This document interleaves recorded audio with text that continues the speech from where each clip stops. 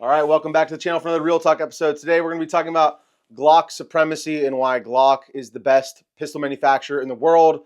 They are the best, the end all be all, and you should just sell everything else and just get a Glock. Joking, of course, but at the same time, kind of serious. But with that being said, guys, I just wanted to thank our biggest sponsor of the channel, which is Brownells. If you guys want to support the channel, head on over to brownells.com using the link in the description. Use bro code RDV10. Saves you guys 10% off an order of $150 or more. Some things are excluded from that, but if you use the link in the description, it still will support the channel. So thank you guys to everyone who goes over there and shows them some love. Secondly, downrange thermal, you have RDB5, saves you 5% off over there. Also, liking, commenting, and subscribing, even if you're just talking shit in the comment section, guys, it really helps me out. So big shout out to everyone who engages with the videos, and check your subscriptions. Now, let's get into the topic here. So what do I mean by Glock supremacy? And simply, this is the benchmark by which all other striker fire guns are really measured. And I would even argue, even like 2011 and 1911 platforms, I think all handguns are really measured against Glock these days. And the reason I want to kind of give you guys the backstory, without getting too much in the minutia about kind of where I started with Glock and why it took me so long to buy a Glock. So it started as I just didn't want to have what everybody else had. I was a hipster. It's as simple as that. I wanted to make it more sophisticated, but it's really not.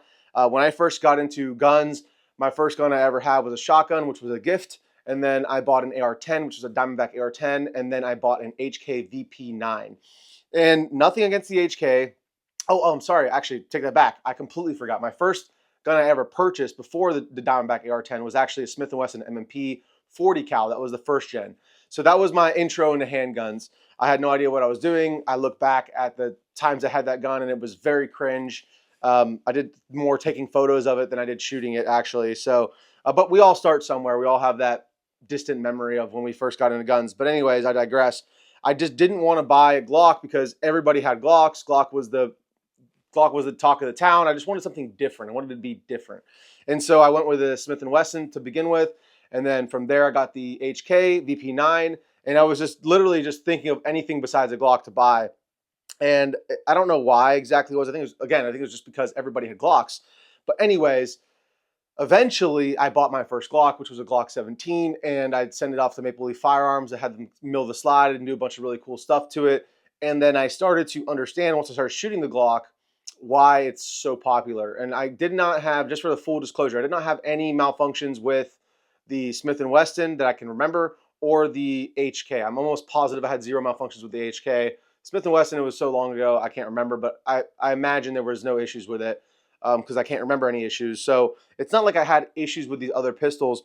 But when I got that Glock and I realized how much you could do aftermarket with it, really, like John Wick came out, I got that Glock 17, and then I don't think I got it because of John Wick. But then after I saw John Wick, I wanted to have it milled and have it look like that John Wick pistol.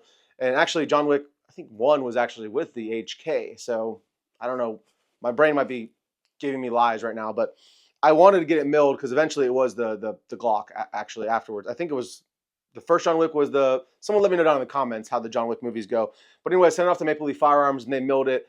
And I got the barrel TIN coated. And it was like my cool Gucci custom build, so to speak. And so I just fell in love with it. But the biggest thing was I had never had any malfunctions with it. And when I bought my second Glock, which was my Glock 19, I actually went to the Zev OZ9 to begin with, and I had a ton of issues with that gun. And by a ton of issues, I mean I just had malfunctions with it. I talked to Zev about it. They sent me some different spring weights. I was just kind of done messing with it. I wanted something that was going to be reliable. And with companies like Maple Leaf Firearms, you can get some pretty cool custom slide work done. Now, granted, this does not have the fire control group like the Zev does or like the SIGs do, but you can get some pretty cool custom slide work done with these aftermarket companies and keep the OEM slide and barrel in place, right? These have aftermarket slide and barrel, aftermarket barrel on that guy, for full disclosure. But anyways, all I'm getting at is I started to shoot my Glocks more, and then I got very comfortable with my Glocks. I've never had one issue with my Glocks ever, especially with all the OEM parts. I've had a couple issues with some aftermarket stuff, which we'll talk about in a second. But I started to realize why the hype was behind Glock, right? There's so many things you can do to them aftermarket. There's so many parts. There's so much support for them on the aftermarket marketplace. But even stock, the most important thing for me, for something I'm carrying every single day, is reliability. And so this is the benchmark by which all other guns are measured, handguns at least. That's my honest, true opinion. Like if I recommend something else, it's always comparing it to this. And we're going to get into some other pistols here in a second. But I guess what I'm trying to say is uh, anytime someone asks me for a recommendation on a handgun, friends, family, viewers, I kind of always tend to lean towards the Glock because you can start with a stock Glock and train fundamentals for a very long time before you'll ever need to upgrade anything on it. But when you want to get to that point, when you get to that point that you are, shooting better than the gun, which most of us won't ever get to that point. But when you get to that point where you feel like you are, then you could change out the slide. On this guy, we have a Maple Leaf Firearms impulse porting system. This is what I've been shooting in my competitions recently. This is an absolutely phenomenal combination. Full disclosure, I do have a business relationship with Maple Leaf. They don't pay me anything, but they do provide me with free products for reviews. So this slide and barrel was given to me by Maple Leaf for me to test and evaluate and review, which we have a full review coming on this soon. But again, guys, it's just like reliability is number one. So I just always go back to the Glock, and everything about it is good enough. Like people point fingers at it and say, nothing's changed in 30 years. Well, it's perfect. So what would you change, right? Someone's going to lose their shit in the comment section. There's a ton of really great pistols out there today because of what Glock really did in their striker fire design. Everyone just copied that design, and I'm happy they did because it's a really, really great design. So there's definitely variations out there. I'm not a gunsmith. I'm not some historian on handguns, so I don't know everything. But what I do know is that I always go back to my Glocks, and there's so much support out there for holsters, for aftermarket parts. And I am notorious for telling people not to change out their stock Glock triggers. I think a quick polish job for like 50 cents is going to be plenty good for most people, including myself. I just polished this trigger because this is pointing at something very important all day. I carry appendix, so I don't want there to be anything, any stacking tolerances or whatever with the trigger. Not that there aren't safe, drop safe triggers out there. There definitely are. I just don't feel like doing the research, and I just trust this thing when it's in that holster. Unlike some other guns that I carry every day, I'm just kind of like questioning it. When I have this gun on me, there's no question about whether or not it's going to remain safe in the holster and or going to work if I pull it out of the holster. So that is the confidence this Glock inspires. Now, before we get into it too far, let's just bring up the elephant in the room, the Springfield Echelon, and sorry, not the Echelon. Yeah, the Echelon, Springfield Echelon. I've talked a lot of good things about this handgun because I think they have improved a lot of the things that Glock has slacked on over the years. The Echelon has definitely taken what Glock has not done and kind of made it happen in a striker fire handgun. But just going back to that comfort, that confidence, I've shot tens of thousands of rounds through my Glock handguns, and there's just not that length of time behind the Echelon. I have hundreds and hundreds, if not thousands of hours of this being on my waistline, knowing it's not going to go off in the holster. Not saying any of these guns will go off in the holster, but it's just when you have more time with something, you become more comfortable with it. You become more, you know it intimately versus something that's newer. And is it good enough to push you over the edge of putting away what you know tried and true?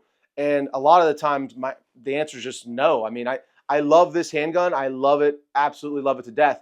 But if I would be lying to you guys if I said if fucking war kicked off right now in the States and I had to grab one brand of handgun to go into war with, it's gonna be the Glock, guys. It's just what it is.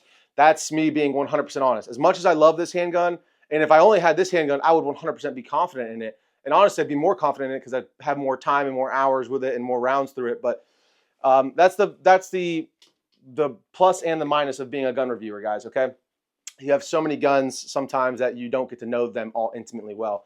We're going to go over, if the camera doesn't die at the end of the video, some more channel updates as far as I have some exciting stuff coming up. So I want to just remind myself here to talk about some other projects we have going on. But again, before we get into all that shit, let's talk about 2011. So again, Springfield Prodigy, ported, trigger job done by the guys over at Vulcan Machine Works. Absolutely a phenomenal. This thing's a tack driver. Shoots incredibly flat. But again, Glock with an impulse porting system, just as good.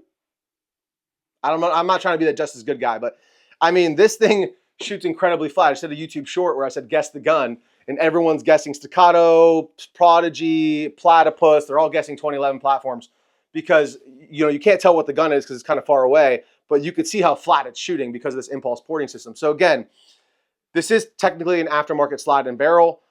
This is the OEM slide aftermarket barrel on the Glock 19X original X slide here that you see with the PMM comp. So there's a couple different ways you can cut it. PMM comps are great. We're going to have a full review comparing the PMM to the impulse porting system and some other guns as well to kind of talk about whether or not I think this is valuable. Spoiler alert, this is incredible, this porting system. Again, not to get off into the weeds, but if you're going to be rolling around in mud and dust, if you're fucking overseas or you're a cop and you're fucking you work in the swamps of Louisiana, sometimes you got to get in the swamp, maybe don't get the impulse porting system. Maybe the comp is better for you, or the comp actually would be better, I guess, because you're not going to be able to get debris and whatnot into your barrel. But if this is in the holster for everyday carry, I'm not getting in and out of swimming pools. Nothing's getting into the holster, at least in large quantities enough to mess with the operation of the firearm.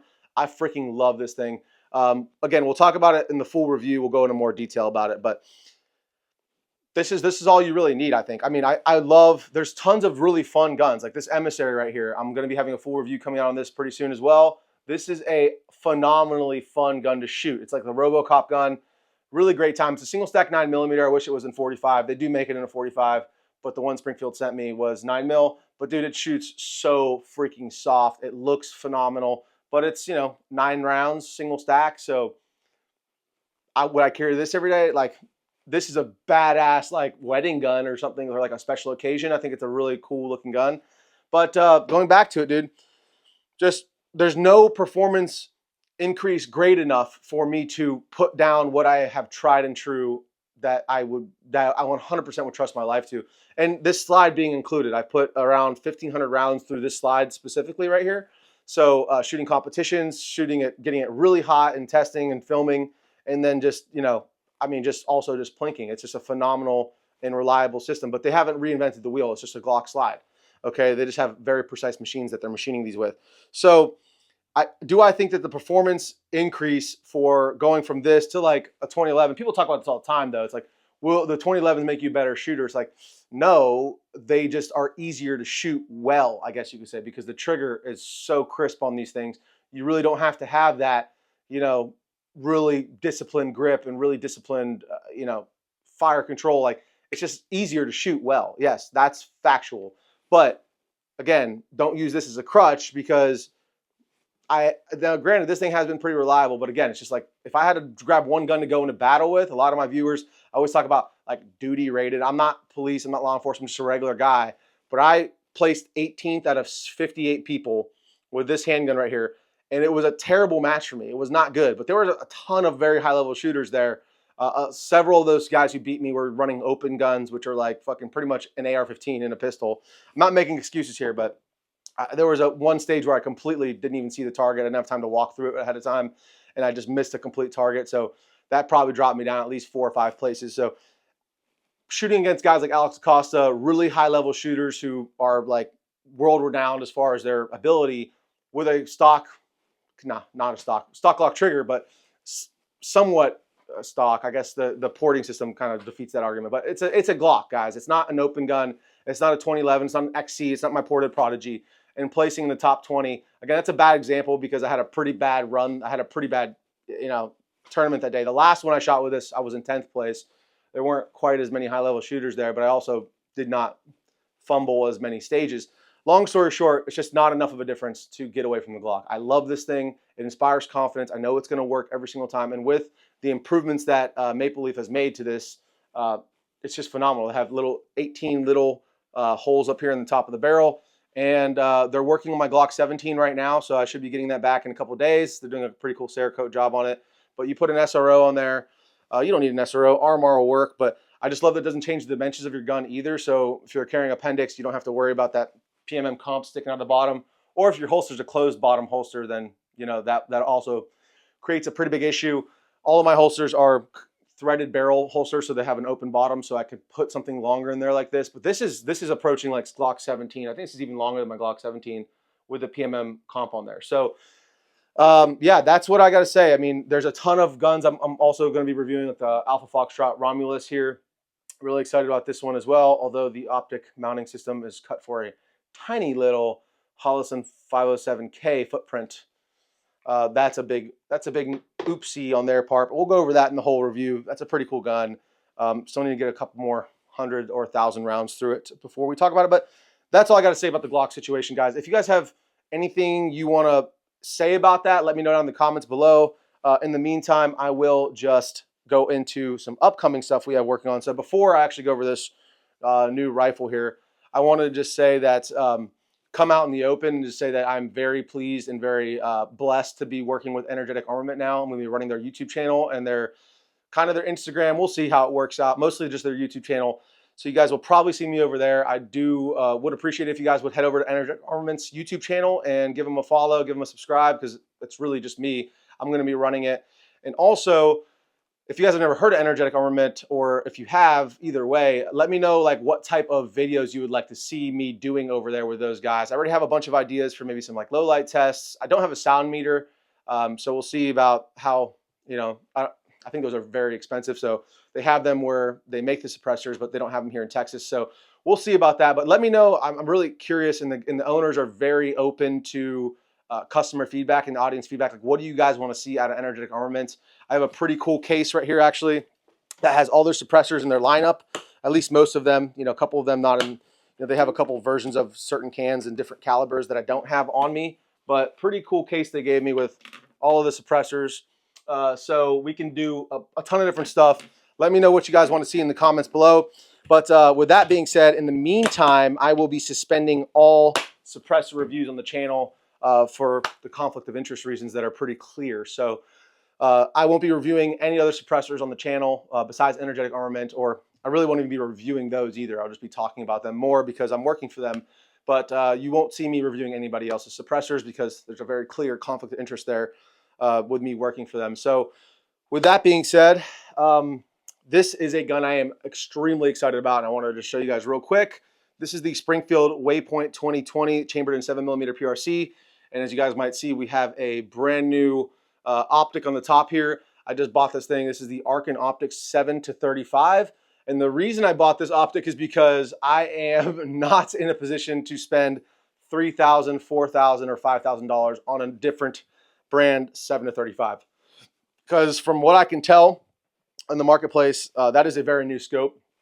There is pretty much nobody else out there making a 7-35 for less than like $3,500. Someone might correct me in the comments, but I'm pretty excited about it. Just initial impressions, the Arkin looks really good. I'm really excited about it. So we'll be talking about them a little bit more, and I actually might reach out to them to get a bunch more sent out because I'm really impressed with the way that glass looks.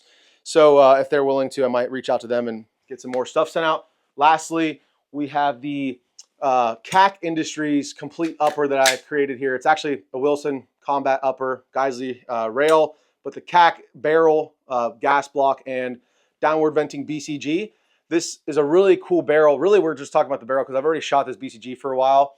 The barrel is a extremely deep fluted H-bar profile barrel, and it's a 1 in 5 twist. So extremely fast twist rate for a 5.56. It's an 11.5. So I'm just really excited to get some accuracy, get some groups with this thing, see how it groups, see how it performs. I believe that 1 in 5 it's the fastest twist rate I've ever heard of on a 5.56 barrel. But again, I'm just really excited to shoot this thing. It is an absolute chonker, but stainless steel. So I have some pretty high hopes for how accurate this thing is and how far we can push it out the distance. So with that being said, guys, I think that covers everything that I wanted to discuss today. If there's anything you guys want to know, let me know down in the comments below. Also, check me out over on Instagram. It's Range Day Bro as well, so you could DM me on there. It's easier to ask questions and communicate over there. But besides that, guys, if there's nothing else, stay safe out there. Christ is king. Try to put your phones down. Don't spend too much time on there. Drink a lot of water. I love you guys. Until next time, see you later.